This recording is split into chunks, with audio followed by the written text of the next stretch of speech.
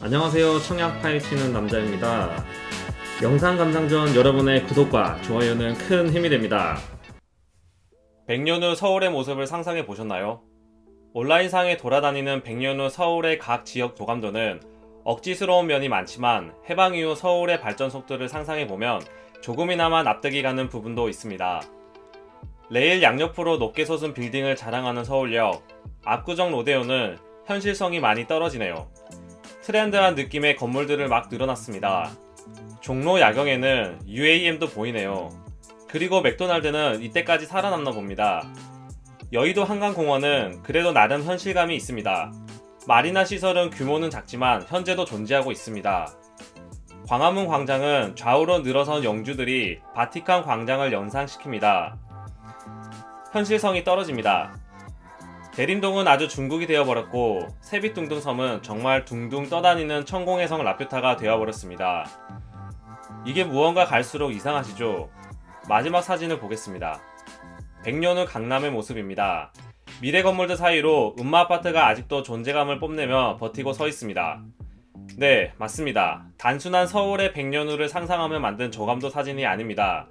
진한 풍자와 조롱의 냄새가 풍기는 사진들입니다.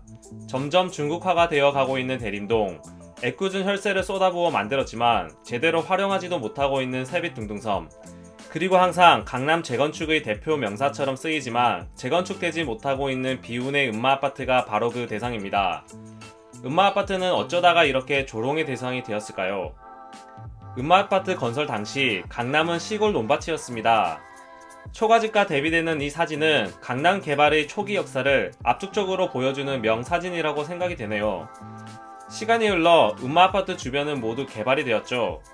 초록색 지붕을 가진 음마아파트는 네모 반듯한 대지에 지하철, 대치동 학원과 명문 중고등학교 등을 두루 갖춘 핵심 입지로 거듭났습니다.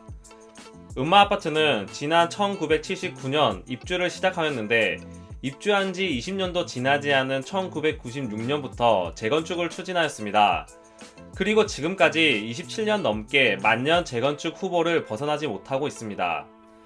음마가 만년 후보가 된 가장 큰 요인은 바로 정부 규제였습니다. 2006년 재건축 초과이익 환수제가 도입되었고 시간이 지나 아파트 안전진단 기준도 갈수록 강화되었습니다.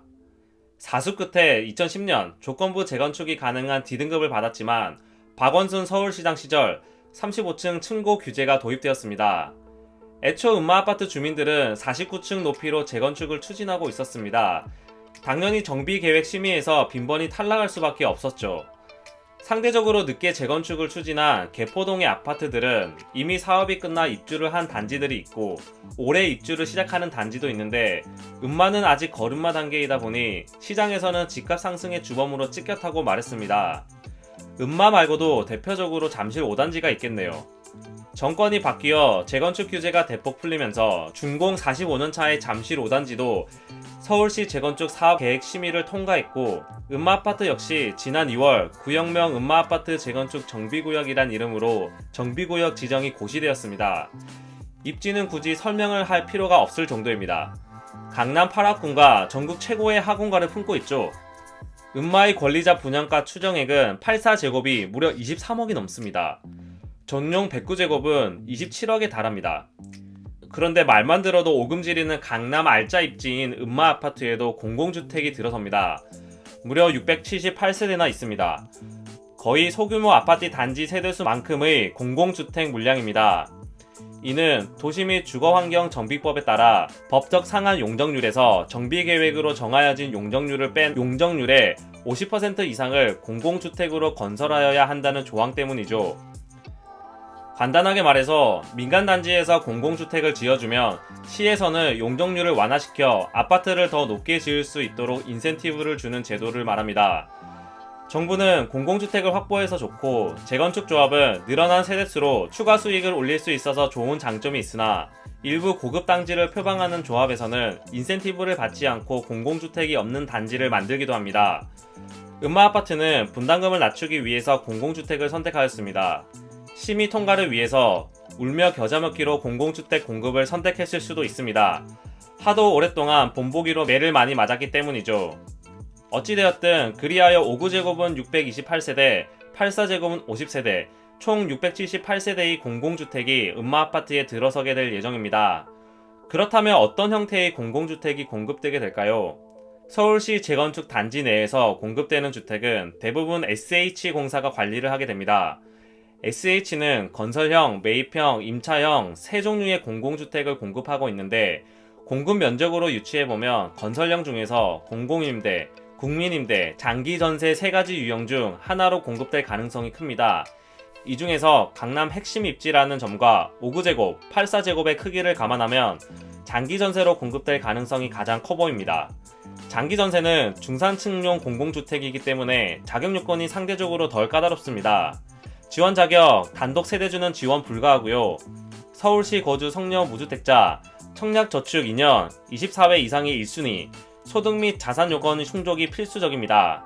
소득 기준을 살펴보면 2인 가구 월 480만원 이하, 4인 가구 720만원 이하입니다.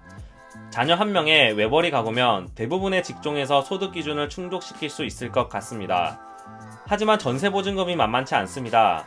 장기전세는 주변 전세의 80% 이하의 전세보증금으로 공급되는데 대치동 아파트의 5구제곱 전세금액 자체가 만만치 않습니다. 음마아파트와 같이 장기전세 방식을 통해서 공급된 레미안 그레이튼 2차가 7억 8천, 레미안 대치 팰리스는 8억 8천, 레미안 도고 카운티는 6억 3천에 공급되었습니다. 소득 제한이 있는 장기전세 주택의 보증금이 8억이 넘다니 소득 없는 금수저를 위한 주택 공급이라는 비판이 나오는 것도 당연합니다. 다만 부동산 하락기에 전세 시세가 하락한다면 강남 핵심 입지에 다소 저렴한 금액으로 20년간 장기 거주를 할 수 있다는 장점도 분명히 존재합니다. 자세한 내용은 입주자 모집 공고가 나오면 다시 한번 안내하도록 하겠습니다. 공공주택은 일반 청약과는 다르게 많은 정보를 가질수록 입주의 문턱에 더욱 가까워질 가능성이 큽니다.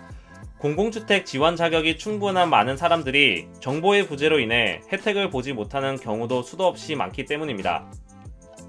구독과 좋아요, 알람 설정을 통해서 정보 문맹에서 탈출하시기 바랍니다.